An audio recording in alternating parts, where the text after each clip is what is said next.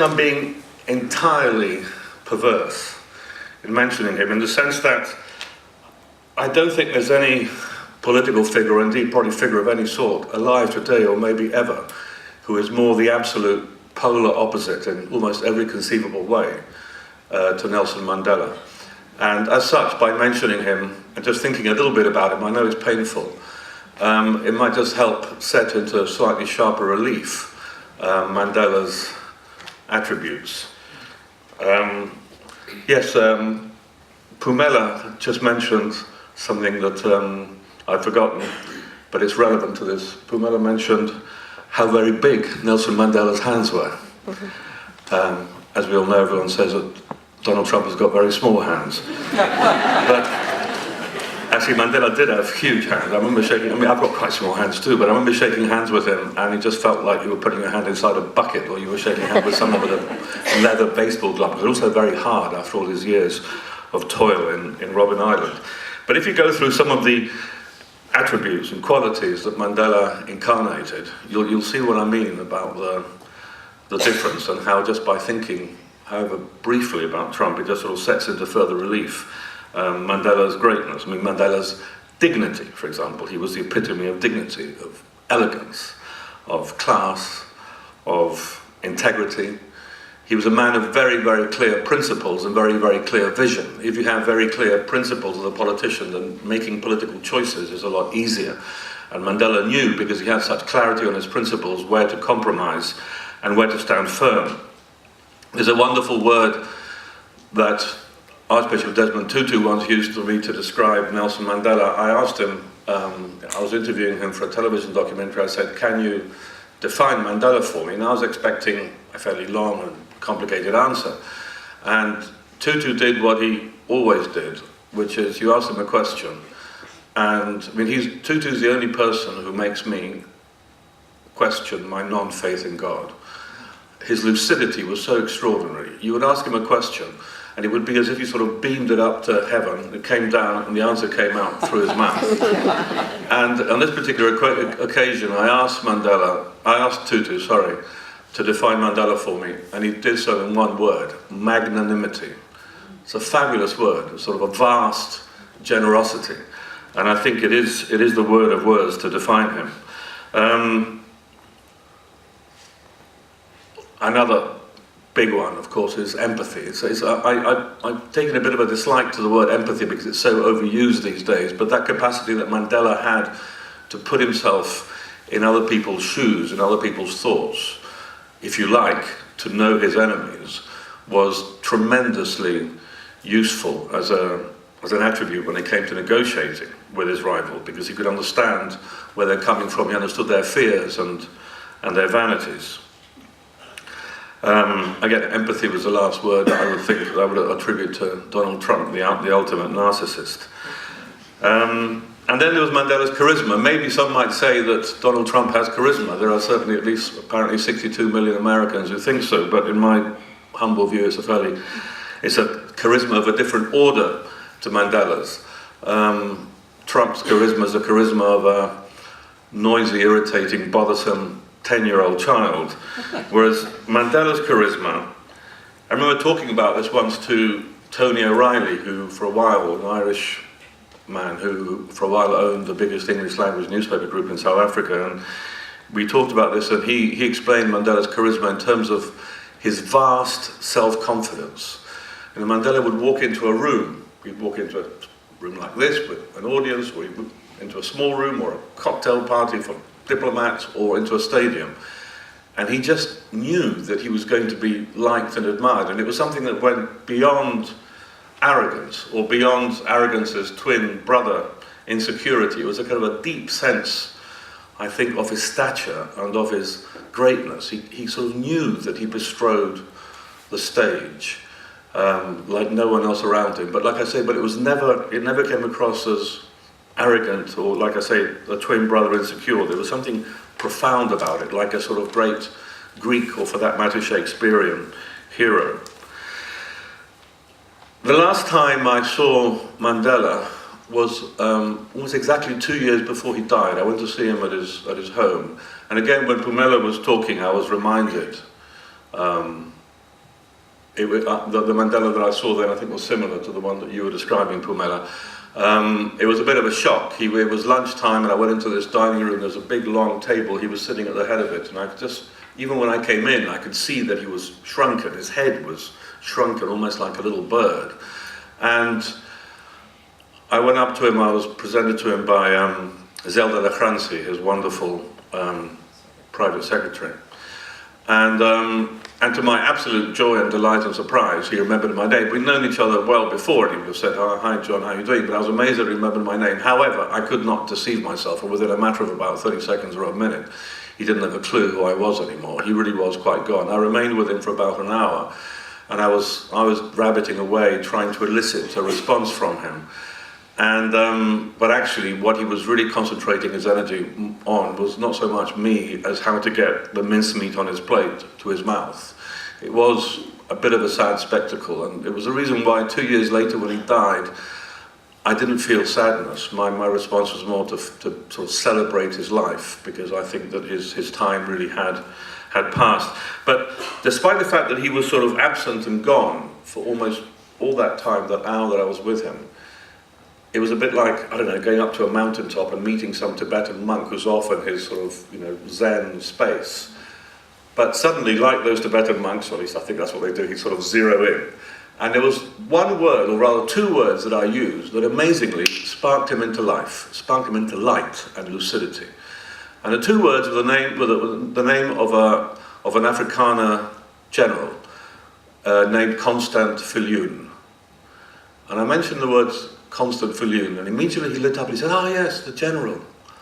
I remember my people said, some of them said I shouldn't talk to him. They said I was a coward because I spoke to him. But they were wrong, and I was right, because we have peace."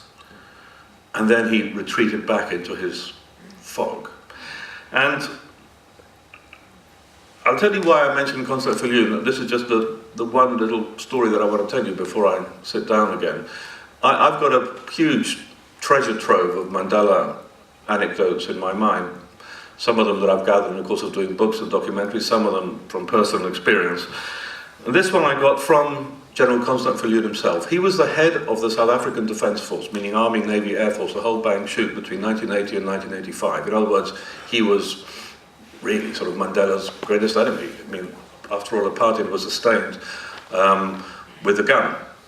He went into retirement, and then in 1993, he was summoned out of retirement by the massed ranks of the extreme right wing. There was a weird thing in South Africa. You had about 20 different groups, everything from the well-known AWB of Eugene Blanche to people called the Wit Wolven, the White Wolves, and Resistance Against Communism, all kinds of... And they all gathered in the town of Potchefstroom for a kind of Nuremberg rally. It was one of the most bizarre things I've ever been to. Most of them were wearing kind of Nazi-type brown shirt uniforms. Quite a lot of them were on horses, and it was at night, and they had torches. And Eugene Blanche was raiding away against the communists and the terrorists, and we're going to level the gravel with Nelson Mandela, a phrase he used to use. And then Constant Viljoen is called on stage and summoned up to lead, to join all these disparate groups, and to be their leader in the battle of final resistance against Mandela's democracy project and, communist terrorists, what have you. I then remember going to a number of press conferences with Constant Viljoen, where he talked about the second Boer freedom struggle. We then heard reports that he was going around the country, setting up little clandestine cells of what he would have called freedom fighters, anyone else would have called terrorists. And Mandela got wind of this. And this is a story that Constant Viljoen told me several years later. We were sitting in a bar in Cape Town, and he told me.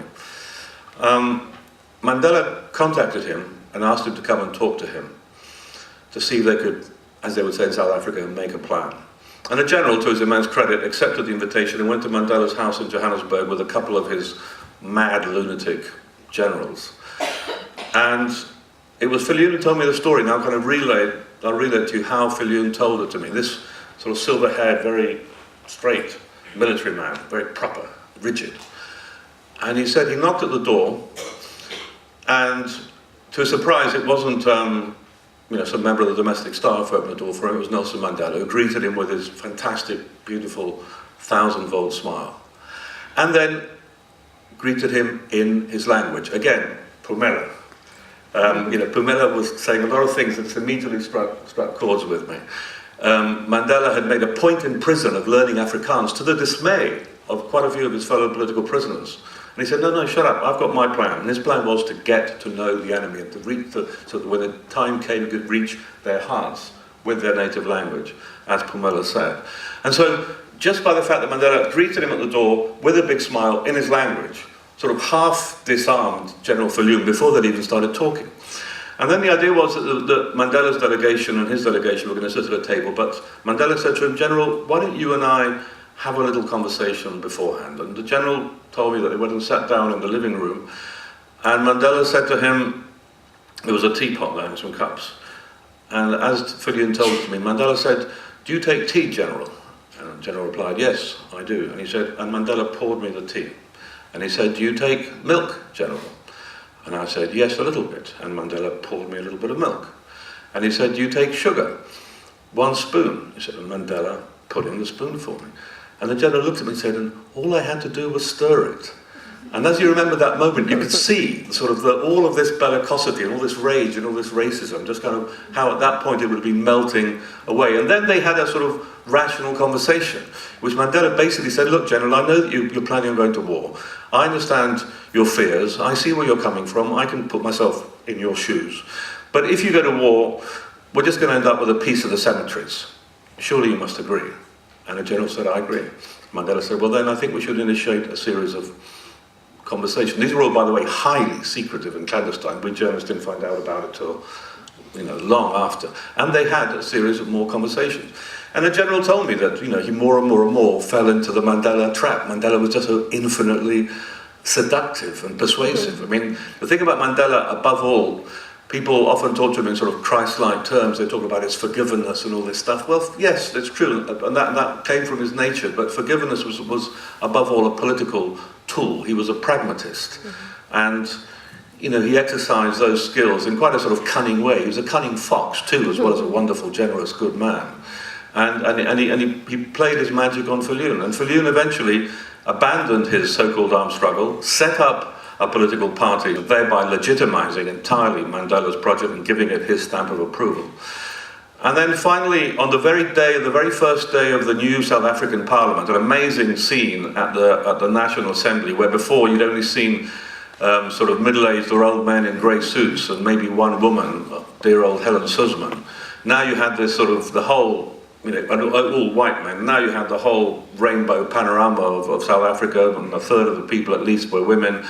And Mandela, I remember, was the last man in, and when he arrived, the whole place erupted as if it was, I don't know, Elvis Presley, Bob Dylan, Rolling Stones, whatever. And I remember that before sitting down at his presidential place, he went across the floor to see General Viljoen. And Viljoen told me, I said, and I was there, I remember seeing it, I was very struck. And I said, yes, General, I remember that very vividly. And I remember thinking, Viljoen is looking at Mandela with an expression of absolute love. And I said, General, was I right? And he said in a very stiff way, yes, you were right. And he said, and what happened? He said, well, he came up to me and he said, and some joker, he remembered, shouted, give him a hug, General. And I said, so what did you do? He said, no, he's my president. I'm a military man. And I stood to attention. Amazing. I then dropped off Viljoen at his house where he stayed on by the sea, staying by the sea. And the last words he said to me were, Nelson Mandela was the greatest of men. On that note, I leave you.